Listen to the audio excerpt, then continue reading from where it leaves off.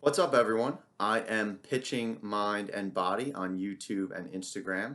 Whether you're a current baseball player, a baseball coach, or a baseball enthusiast, I am here to help you learn, understand, and enjoy the art of pitching. Today, I want to talk to you about different types of velocity as it pertains to pitchers in Major League Baseball. And then towards the end of the video, I will let you know who I believe is the hardest thrower in Major League Baseball. So there are three different types of velocity. There is actual velocity, perceived velocity, and unmeasured velocity. So we'll start with actual velocity. That's the simplest one. That's what you see on radar guns. It's the velocity miles per hour out of the pitcher's hand. Perceived velocity takes into account release point. So if a pitcher's release point is 7 feet in front of the pitching rubber, that's known as a 7-foot extension. Release point is known as extension in the MLB Statcast system. So if a pitcher has a 7-foot extension as opposed to a pitcher who has a 6-foot extension, assuming they throw the exact same miles per hour and all else is the same, the pitcher with the 7-foot extension is throwing the ball a shorter length. Thus, it will have a lower reaction time for the hitter and thus a higher perceived velocity. So additionally, I went on MLB.com, the Statcast system, and there's one interesting note to say right off the bat, and that is when you compare extension, perceived velocity, and actual velocity, when you look at extensions over 6 feet, the perceived velocity is almost always higher than the actual velocity. If you look at extensions under 6 feet, the perceived velocity is typically lower than the actual velocity. So what this comes to tell me is for current pitchers, your stride should be roughly 6 feet, assuming that your release point is out over your front toes, which it should be. If it's not, you should contact me and we should have some remote lessons to figure out and solve that issue.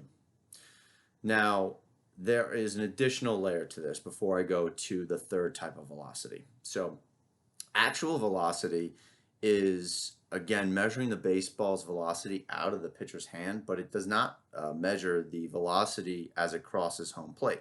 So naturally, every pitcher's baseball is going to decelerate somewhat during the course of its travel from the pitcher's release through home plate because it's hitting the friction of the air. So the big point is some pitchers, their baseballs will actually go down 10 miles per hour or so when they cross the plate as opposed to out of a hand.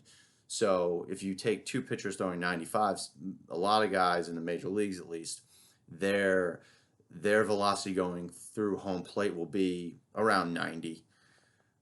A guy who it might be younger in high school, a lot of the time guys will throw 95 and they really only go 84 past home plate.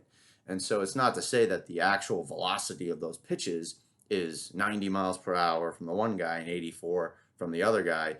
It's more to say that two guys throwing 95 miles per hour are not necessarily throwing the same velocity. So I know a few years ago on MLB prospect, when you look at the pitchers in the MLB prospects for the MLB draft, they'd have videos for those prospects and they would show two velocities in the bottom left corner. And so there would be the top velocity would be the velocity out of the pitcher's hand and the bottom velocity would be the velocity as it crosses home plate.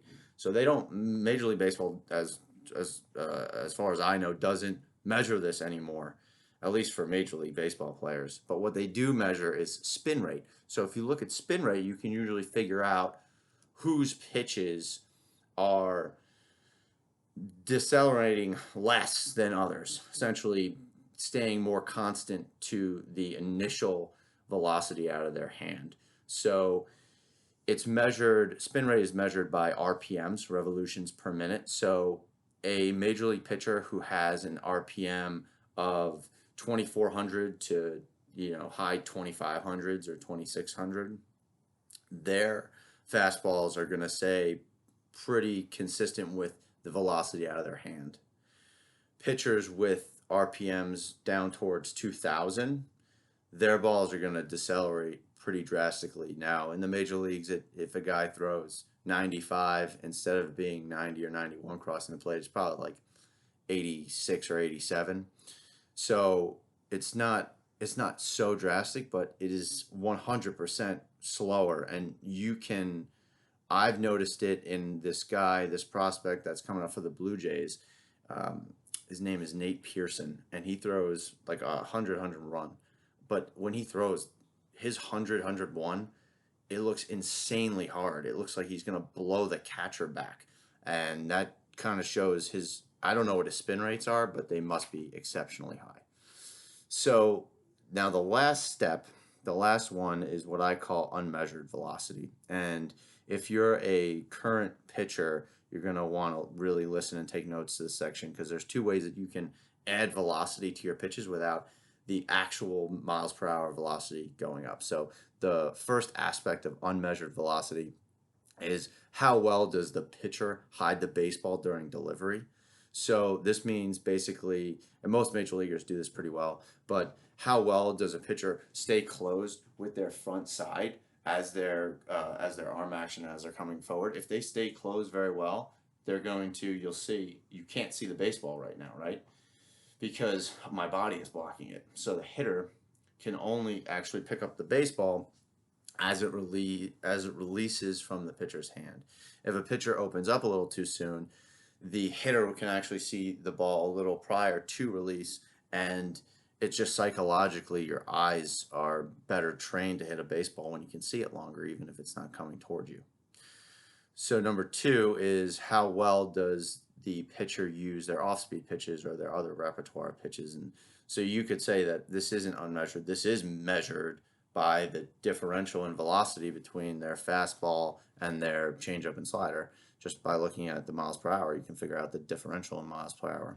And that is true, and that does play somewhat a role, but there's a whole other concept behind this, and it's basically pitch selection, pitch strategy, and I'll explain this to you through an example. So if you take Jacob deGrom as an example, and he is facing a right-handed hitter, and he's up 0-1, he throws an 0-1 slider inside, belly button high, and it slides in for a strike. So now he's up 0-2. And then he throws a fastball at 96 on the same exact plane as that slider. It's going to cause the hitter's eyes and brain to be confused because it just saw a slider on that same plane. So they're going to be the hitter's eyes and brains are going to be confused, and it's going to cause hesitation in the hitter.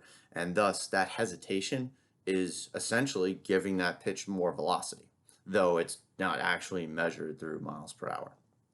So if you're a current pitcher, I strongly suggest you watch my other video from yesterday about emulating a Major League Baseball player to understand pitch strategy and using your off-speed pitches to set up your fastball. Now that I've gone through all the different types of velocities, I wanted to talk about two of the hardest throwers in Major League Baseball. They are actually the two hardest throwers in Major League Baseball by actual velocity, and that is Jordan Hicks of the Cardinals and Aroldis Chapman of the Yankees. So Jordan Hicks of the Cardinals has an average actual fastball velocity of 101.1 miles per hour compared to Chapman, who has a actual velocity of 100.1 miles per hour. So you'll see Hicks has just a clear actual velocity fastball 1 mile per hour harder, but Chapman's perceived velocity is only 0.2 miles per hour below Hicks. They're both around 101 miles per hour at perceived velocity. So Hicks actually loses 0.1 of perceived velocity, while Chapman gains about 0.7 or 0.8. So when you factor in Chapman's spin rate is 2,530 compared to Hicks, who is 2,030. So Chapman has a 500 RPM advantage over Hicks. So that, again, going back to the middle of the video, if a major league pitcher has an RPM between 2,400 and 2,600, they're going to have a strong, consistent fastball through home plate, whereas around 2000, the ball will be decelerating towards home plate. So when you combine that with, lastly, Chapman is actually one of the best at staying closed and hiding the baseball. And Chapman has three total pitches, but 2 exceptional off-speed pitches, whereas Hicks only has 1 very good off-speed pitch. So again, the advantage goes to Chapman, and that's why I believe that Chapman, although his actual velocity is 1 mile per hour lower, Chapman is actually the hardest in true velocity. If you're still watching this video, it means I did something right, so please like my video below and subscribe to my YouTube channel. If you're more interested in the services that I provide as an online pitching coach, you can go to my website, pitchingmindandbody.com. That's pitchingmindandbody.com. Thank you.